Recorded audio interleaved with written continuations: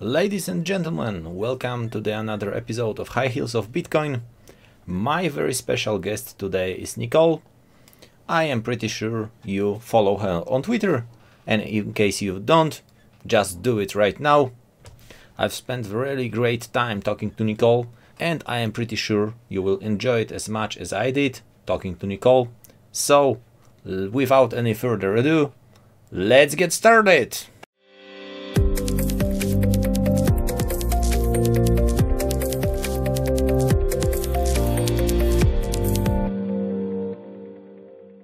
I'm Nicole.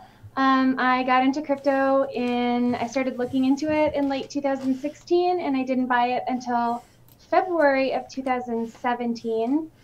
And there were a number of reasons why I was attracted to it. Yes, all right. But before we go into this, I wanted to ask you about your Twitter nickname. NrdGrl007. Is it like a nerdy girl? Do you consider yourself a nerd? 007 czy 007, is it like James Bond? Okay, yeah. So actually, when I started a website, when I decided that I really wanted to work in cryptocurrency, which was a little bit over a year ago, the first thing that I did was start a blog. And when I was looking, I wanted it to be nerd related, because sometimes I'm, nerding out about something that's like a little bit different from blockchain. I always see everything as interconnected and related, but I also wanted people who maybe are intimidated by the word crypto or blockchain to find my content relatable. So I came up with the name. I wanted to use Undercover Nerd, but they wanted $2,000 for that domain, and I just didn't want to spend $2,000. So I found 007 Nerd, which I know 007 actually means license to kill, yeah. But I really meant it as like undercover nerd, and then I thought that it was memorable. I definitely do consider myself a nerd. That's why on the website I gave my name NrdGrl007, which then I thought was a perfect translation into Twitter. Yeah, it really it brings attention, I think. It catches the eye, so yeah. So your adventure started in 2016, right? Yep. And you didn't buy until 2017 February, right? February 2017, yep. Yeah, but it was very good price back then. It was a great time to get in, really. Yeah. I mean, so I watched, Ethereum go from, I think it went from $18 all-time high. That's where I started paying attention to it. And then it had crashed all the way back down to 6 after the DAO hack. So the DAO hack is really where I started paying attention, because that's when I realized that people going so all into an asset that was rapidly depreciating must mean that there was something there. And my boyfriend was really, really into cryptocurrency, and talked about it constantly. So yeah, that's where I started paying attention, and then it took me about 6 months of researching it and learning about it from him, with him, independently, before before it clicked in my head that I needed to buy some. Yeah, so it was him who introduced you to this world, right? Yeah, absolutely. Well, actually, so I'd heard of Bitcoin before. I watched, Silicon Valley, and remember hearing about that. I think they talked about Bitcoin in the second episode, maybe even the first. I'd also heard of it because my younger brother transacted in it occasionally, but he didn't really talk about, cryptocurrency in terms of whether or not it could increase in value. I never really thought of it as an investment vehicle. And when my boyfriend introduced the concept to me, he never suggested that I should buy some. I came to that on my own. So you can consider yourself someone's really special, because 95% of all people are here for the investment. They want to earn millions of dollars or any other fiat currencies. And if you didn't consider this an investment, so... No, I definitely do consider it an investment. I obviously want to see my purchasing power increase and, secure my future. But I think before I saw it as an investment, I also saw it definitely as a safe haven, or at least a hedge against the, fiat system, which I, saw crumbling and just didn't know exactly what could be done about it. So really the introduction to cryptocurrency was like multifaceted. There were so many different aspects of it that seemed to line up and make sense for me. Yeah. Yeah, I think the best thing about this crypto space is that people learn how dirty this current financial system is, how corrupted are the banks. So US dollar is not backed by gold, but some people still believe it is. And yeah, we learn about it. For us in crypto space, it's pretty obvious. And some people, for example, my father, I had to introduce him. I had to tell him how corrupted this current financial system is and why crypto is the best solution. All right, let's talk more about cryptocurrencies. So you invest in cryptocurrencies. Do you have any favorite altcoins or maybe shitcoins?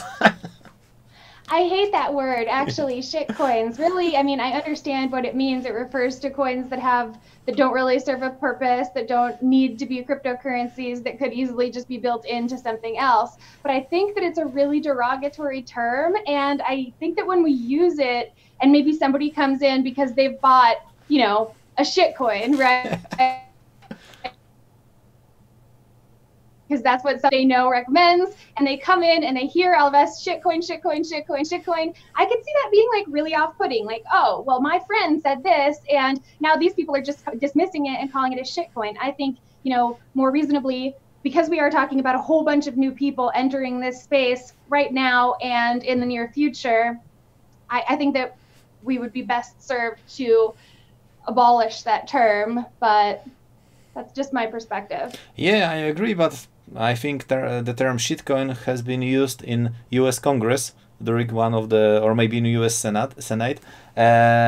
Also, Justin Salen called, I think he told something like, buy my shitcoin. He was drunk, obviously, but he called him his crypto project shitcoin, so... Yeah, no, I know. I guess there is that argument too. Like maybe it would be useful to just embrace the term. But then I think, I don't know, we call there are people who go as far as to call anything, if it's not Bitcoin, it's a shitcoin. And I think that is probably a major mistake hindering adoption. Yeah, I completely agree. There are also dead coins. But for me personally, shitcoins are projects that are almost dead, so they have like team is doing nothing. They are not dead because the community runs them, but they don't have any perspective, so for me they are shitcoins. But I would never call Ethereum, Litecoin, or even Bitcoin Cash, or I don't know, maybe some top 200 projects shitcoins. All right, I found on your Twitter two terms. First one is Web3 TV, and another one is hashtag crypto love line. Can you tell me more about those? Okay, sure. Yeah. So Web3 TV is the name of the show that I started. I had met someone at a conference who was starting a television network, and it was going to be, he had purchased time on a low frequency network in Phoenix, and it was going to be Phoenix Crypto TV 44.6. He wanted shows. He needed somebody who had media experience, and he wanted to hire me. So I started making Web3 TV and editing a lot of the rest of their shows. And we got the product launched. Unfortunately, it was severely underfunded. So the boss was I don't know if it was underfunded or if the money was mismanaged. I'm not going to try to speculate on that. But yeah, so I started doing Web3 TV. That was the name of the show. When the network kind of went under, I realized that I had so much content. I had spent so much time. I wanted to put it on YouTube. So I took the content that I owned, what was recorded on my devices, and put it on YouTube under the name Web3 TV. That was obviously inspired by Ethereum, which was my first cryptocurrency purchase. I have pretty much been living in Bitcoin world for the last year and a half, because if you're going to work in cryptocurrency in a bear market, Bitcoin is the only way to stay floating. So then Crypto Loveline I started because whenever I would go to conferences, I noticed guys were always asking me questions about relationships, about girls, about various things, and then people would be texting me or messaging me afterwards. And I was just coming back from World CryptoCon. I was messaging all day with Cody about love life problems, and I also noticed guys are always posting on Twitter, this is the year we all get girlfriends, that kind of thing. So I asked Cody, hey, what if I started a show called Crypto Loveline, and like we call in and talk about your relationship problems or trouble getting girls interested. And he loved the idea, of course. So we recorded that a couple days later.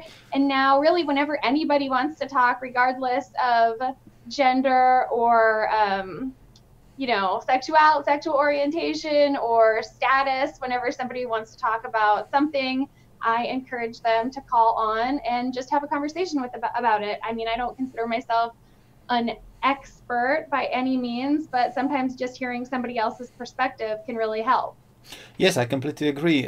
I think I don't remember exactly who told this to me, but I try to go by assume everyone you meet has something interesting to say, and I try to listen to the people and learn from them. Maybe not always, but most of the time. So respect other people, if they of course respect me, because sometimes people have have problems with this. All right, so it's what is your official YouTube channel? Is it Web3 TV or maybe Web3 TV? Yeah, I kind of do when I do a Crypto Loveline. I kind of just incorporate it within the episode of Web3 because I want for the content to be something that everybody can relate to. People who are brand new to cryptocurrency may only relate to the part where we're talking about human relationships. People who are more involved in cryptocurrency, but for some reason, but still interested, may find what we're discussing interesting. I encourage people, regardless of where they are in their crypto journey, to come on and talk to me, because I think that can be really valuable to have people who are really experienced, been in the space a long time, talking about what they think and what they see, and then people who are brand new, just coming in, for them to talk about, what they see and what their experience is. And hopefully that can give us a little bit more, knowledge or base for understanding where each other are coming from. Yeah, especially it's pretty hard because in crypto space, I'm not sure how it looks in United States, but in Poland, for example, we have 3%, maybe 5% tops of women in crypto space. Most of people in crypto space are men. So if you go to any meetup or even crypto conference, there are basically no women there. That's definitely true. So I don't know what it's like in Poland. Obviously, I've been to several conferences in the US, in Canada. I've just come back from Mexico. And I've been in another crypto conference in Mexico. I thought last year that the official estimate was about 6% of the overall crypto population was female. I've seen definitely a rise in that number from 2016, 2017, but by how much, I don't know. I think there are also other factors at play, like a number of people who are involved in the space are pseudonymous or anonymous, and it's entirely possible that there are more females involved than we are aware of. I don't know that that's the case, but I've heard that mentioned quite often in chat groups, on Twitter. So I don't really want to. I think that the number of women to men is obviously off, right? But it does seem like that's changing. It does seem like there are more women getting involved, and I'm really excited about that. Yeah, I completely agree. Women are basically or mostly shy.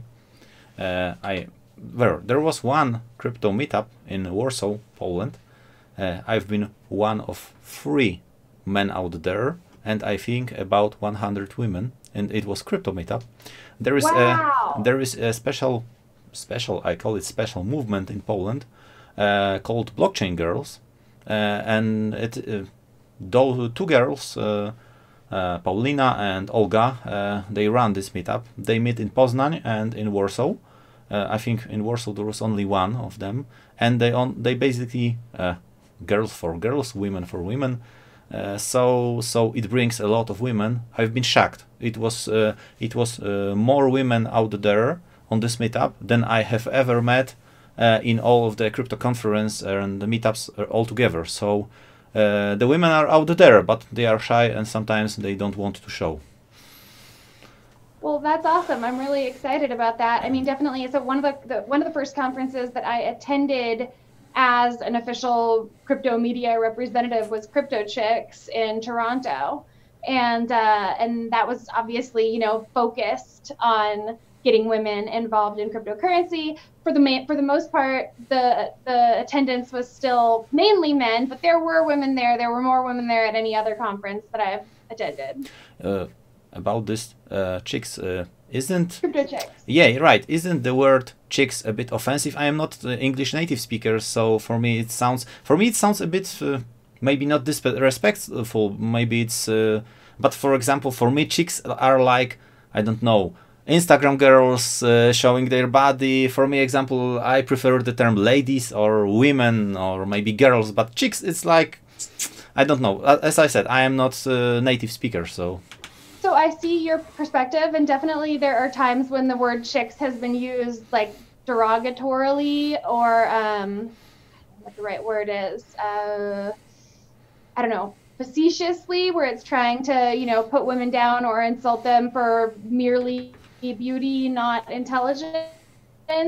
But I think that there are plenty of times, I'm pretty sure that Crypto Chicks chose that name as an attempt to take back that word.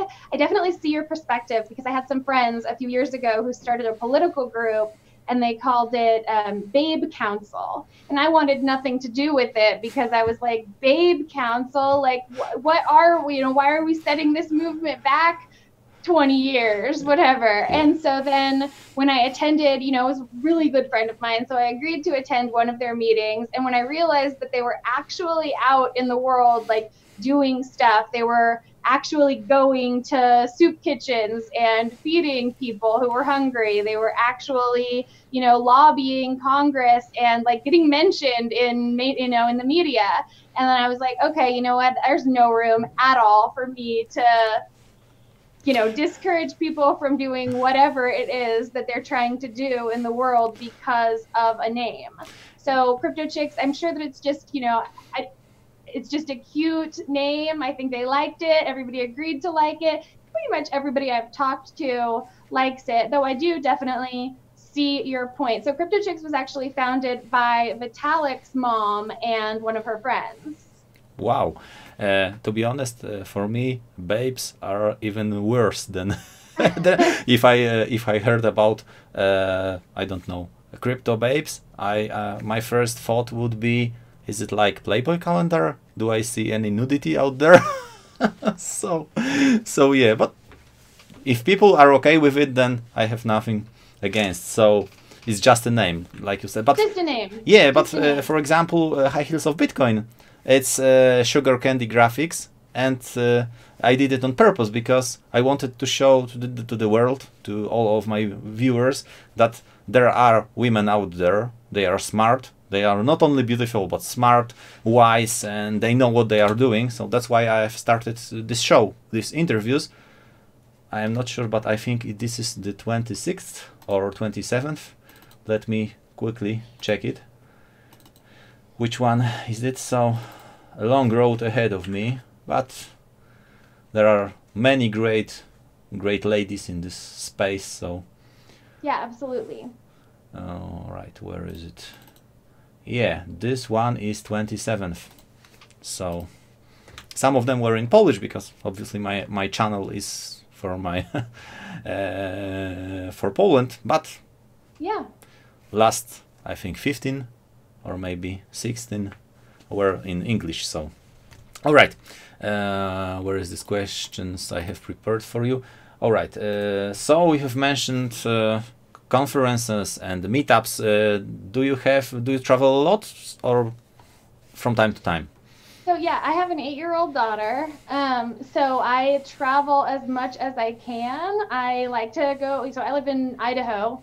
Not a lot of crypto conferences going on here, though I did recently find a meetup, and I'm definitely planning to attend the next one.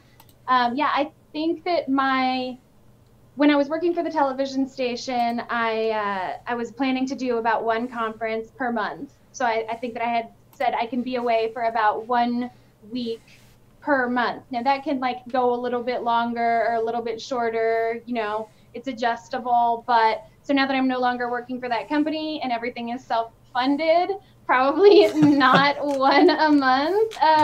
But I'm definitely working on it. You know, I'm talking to some people about teaming up. We're thinking about creating a little group, you know, crypto media company. So if that all goes as planned, then hopefully I can get back on that once a month conference track. Yeah, I have just checked US map and I can now see where Idaho is because I wasn't sure. I think you are pretty close to Leah Thompson, Girl Gone Crypto, because she lives near Seattle, I think. Yeah, she does. She lives near Seattle. She and I have done a couple of videos together. We've met in person in Las Vegas. Seattle, I don't know actually. I think it's at least an 8-hour drive. So it would be, you know, a full trip to go. It's not like just a pop over and pop back. Yeah, right. She's great. And I think she was on Super Bowl commercial. Yeah. Yeah. Yes, that was amazing. I was so excited for her. Yeah. She's great. For us all, really. I mean, if that brings more exposure to cryptocurrency to more people, that's incredible. Yeah, I am pretty sure it will. And the funny thing is, she was the first English interview on my channel. She was the first. I contacted her and I did interview with her. It was a couple of months ago. I was pretty scared because it was my first English interview, so I didn't know if she will understand me because I don't have a lot of chances to speak English, but it was pretty good. You're doing great. Yeah. All right. We know where Idaho is. So do you travel in US or maybe some global in other countries? Yeah, definitely international. So I've been to, I think the first crypto conference that I attended was in Mexico. It was DevCon 2017. It was, so October? Yeah, October of 2017. It was in Cancun, DevCon. And then the next one I went to was the following May. That was, it was in New York, Consensus. Then after that, it was actually, I went to Toronto for CoinGeek because I was interviewing Craig Wright and Calvin Ayre. I went to Crypto Chicks. I piggybacked those two conferences because they were back to back in Toronto. Then I went to Blockchain Futurist, also in Toronto a couple months later, World CryptoCon and Coin Agenda in Las Vegas. And then I just got back from Acapulco in Acapulco, Mexico. The next thing on my schedule is Istanbul, which is Istanbul Blockchain Week. Yep, so I'll be in Turkey. Wow. So if you have mentioned Acapulco, so I guess I think Lady Anarchy was there. Did you meet her? I didn't, no. No? Her name is Anastasia. I think she's originally from Russia, but she lives in the US. I did interview with her, and there are I don't know 2 or 3 other girls. I think one of them is Erin Nakamoto. Yeah, and I don't remember. It doesn't matter. So you will travel to Europe. I was going to ask about the Europe. I think the biggest one in Europe is Malta Blockchain Summit. It will be. Yeah, I definitely believe that. I don't know when that is. I know that Turkey appealed to me because it seems like the next person. I've been working on this project about crypto tribalism for the last 6 months, a little over 6 months maybe, and the next logical person for me to talk to is Roger Ver. So when I got in touch with him and asked him, you know, what works, I'll come to where you are, he said that it would be best for me to come to Turkey. So I'm going to Turkey. Right, congratulations. All right, so you did interview with Craig Wright, right? I did, yep. So what do you think about him? Because for me personally, he looks a bit weird because he claims he is Satoshi, but he makes so many mistakes. Do you think he is Satoshi? Honestly, I don't know. I don't really want to like speculate on whether he's Satoshi or not. Like, no, my gut says that maybe he was part of it, but like, you know, just out and out calling himself Satoshi definitely sits a little bit wrong with me, particularly because there isn't proof. Or, you know, proof, I guess, that at least that I've accepted would be the best form. Now that said, like, I'm not an expert. I don't want to get into any kind of fight with anybody over saying that I don't believe that he's Satoshi. Anything is possible, right? He's definitely, I don't know, he's definitely really like confrontational, and it seems like he just likes to fight or be mean to people. And I don't really think that that's helping his case, but I could be very wrong about that. It's possible that all of that, you know, personality stuff is just an attempt to grab media attention, which is absolutely working. So, you know, I think maybe he's super misunderstood. I'm hoping to get another chance to talk with him and ask just a very different kind of question than the ones that I asked originally, and we'll see. Yeah, and once again you have proven that you have sixth sense, because I was going to ask about Craig and how is he face to face, because I think Amina told me that I think it was her about John McAfee, and he looks, when you follow him on Twitter or maybe see him, he looks like crazy man, constantly intoxicated, using drugs, and face to face he is very intelligent, very normal person, and most of it is just an act. So I was going to ask, maybe Craig Wright is face to face is a really nice guy, but as you have said, he's controversial. How did you call it? Confrontational. Confrontational. Yeah, right. All right, now let's move to another topic. So it's crypto Twitter, because yeah, I think it's the best platform for crypto. The best people are out there, but sometimes it's a mess. Sometimes it's very hard to find information there. So what are your favorite people, favorite profiles? I know there are a lot of them, but you can mention some of them here. Yeah, oh my gosh, that's so hard. I like really love everyone who is on, you know, crypto Twitter. I've made some like people who I'm like feel weirdly friendship close to, for people who I've never met in real life. Of course, always the people who you've met in real life or the people who you've had video discussions with are a little bit different from people who you just communicate with over a keyboard.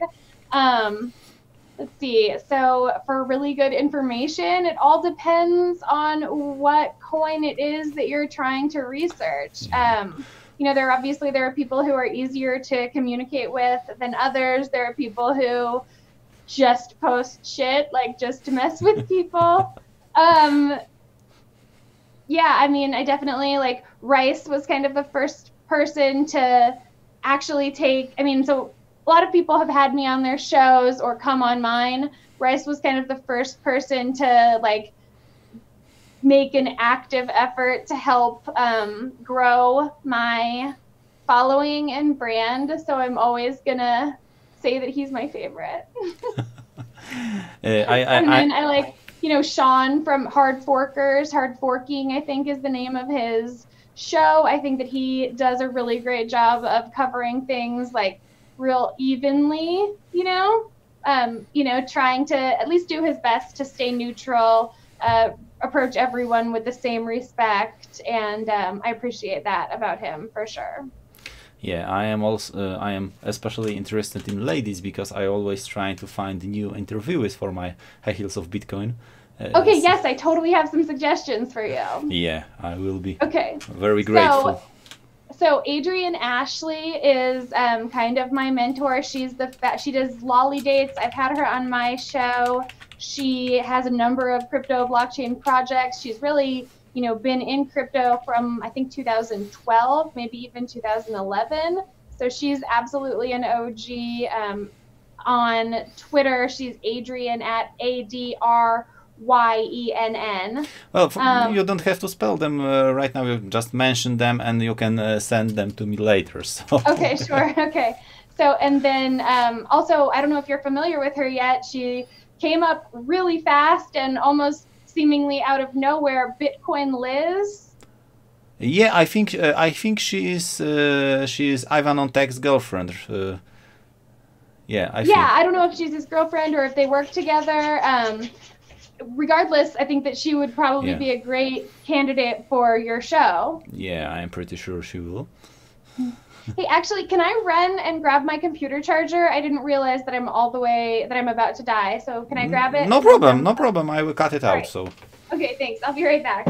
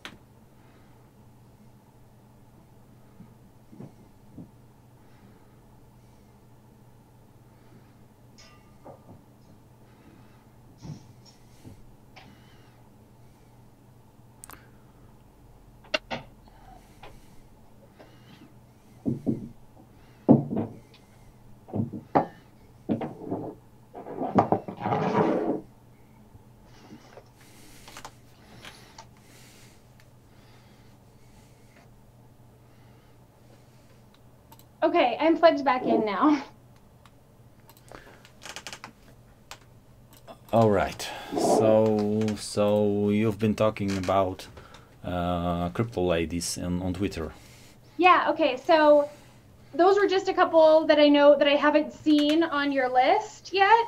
So I was just running down it, and those were just a couple of people who I haven't seen you interview yet. Of course, I think that there are so many amazing crypto women content creators or involved in crypto in various ways.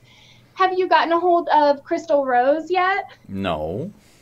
She is married to Brock Pierce. Yeah. She has a really amazing project. It's called Shios. She's a web developer, really talented, very articulate. I think she was 2019 Blockchain Woman of the Year. Wow. So yeah, I would definitely reach out to her. I tried to message Catherine Coley from Binance US, but she didn't answer. So. Yeah, I think sometimes it's better if you meet them in person. Obviously, yeah. It's much easier. So what do you do? Do you go to conferences? Yeah, of course, a lot. But so far I've only been to Polish conferences. I also run local meetups in my city. And it's not my local meetup anymore because I think half of the Poland there were people traveling from other cities. It's supposed to be only city meetup, maybe some neighbor cities, but there are basically from other side of Poland. People travel whole day just to be in this meetup. So I am pretty. I've lost the word. Honored. This is the good word. Yes, I'm pretty honored that people want to join our meetup. I live in northeastern Poland, so I travel to many conferences. I plan to be on Malta Blockchain Summit this year, and we have upcoming very big investment conference in Poland. It's called InvestCavs. It is in Krakow at the last weekend of March, and I think we will have two very special ladies. One of them is Jessica Walker from Malta Blockchain Summit, and the other one is Crypto Sarah, also known as Altcoin Sarah. But she's also Polish. We will have English discussion panel. I will run it only with ladies, so it will be called High Heels of Bitcoin. And basically that's all. I think Malta Blockchain Summit will be on the November. I think it will be November. Cool, that sounds great. Yeah, so November. All right, well, maybe that'll happen. We'll see. I would love to go to Malta, of course. Yeah, it's very sunny. It's very beautiful. Yeah, and very small island. Okay, let's move outside of crypto space. So let's talk about your hobbies and things you like to do, not that has nothing to do with crypto. There's almost nothing I do that has nothing to do with crypto. I know that that may be terrible. So yeah, I've mentioned that I have an 8-year-old daughter. I love to play with her. She likes to watch YouTube videos. Her dream in life is to become a YouTube star. She wants to make reaction videos and Minecraft videos. And I actually got so I edit my videos a little bit differently. I kind of make them cutesy, I guess. And I got the inspiration for editing like that from watching her reaction videos with her. Yeah, great. And it's all right. That's one thing. You know, I think everybody loves to travel, yeah. Right? Yeah, I don't know. Everything I do pretty much has something to do with cryptocurrency or blockchain. I designed a line of t-shirts or products that are all cryptocurrency related. Yeah. I write, so almost always that has something to do with cryptocurrency, but I guess I write about a number of things. Yeah, all right. So my last question for you today is about your plans, about your future. Do you have any special plans? Where do you see yourself in like 1 year or maybe 5 years from now? Well, you know, a lot of that does depend on cryptocurrency, you know, and what happens. A lot of that depends on what happens with cryptocurrency, what happens with, you know, the overall economy. There's so many factors at play that I don't have control of. So I don't really know where I want to be in a year from now, because in 6 months, I may get halfway there and then realize that I want to do something else. Right now, my main focus is on creating this new crypto media company. I would love to see this take off and, you know, talk about crypto in ways that a lot of people aren't right now, like how crypto can be used in everyday life. And that is definitely something that a lot of people do cover. I want to, when we go to crypto conferences in different parts of the world, explore the different ways that people think of, use, know about cryptocurrency. I don't know how long crypto will be a niche market, and once it's, you know, mainstream, I don't know what will happen next. Yeah, I am pretty sure you will succeed, because mainstream adoption is growing every day. Yeah. Sure. So even don't. But I mean, I'm just what I guess I mean is I don't know where I will go from once this is no longer a niche topic that we need a whole bunch of people talking about because it's not being covered mainstream. I don't have the plans for that yet. I love what I'm doing right now. I want to keep doing it for as long as possible. Yeah, we can always adapt to the new situations. So, all right. So, thanks so much for your time. Thanks so much for having me. It's been great talking to you. And to all of our viewers, make sure to follow Nicole's social media profiles. You can find links down below in the video description. So I guess that's all. So let's say goodbye to our viewers. Okay, awesome. Thank you guys so much for watching. And let me know if you want to come on the show, Crypto Love Line or Web3. Get in touch. Sure. Bye. Bye. And basically that's all. I encourage any ladies to contact me. I want to talk to you all on my High Heels of Bitcoin series. Check from time to time your private messages on Twitter, please, because I usually try to contact you, but sometimes you don't reply. Alright, bye bye.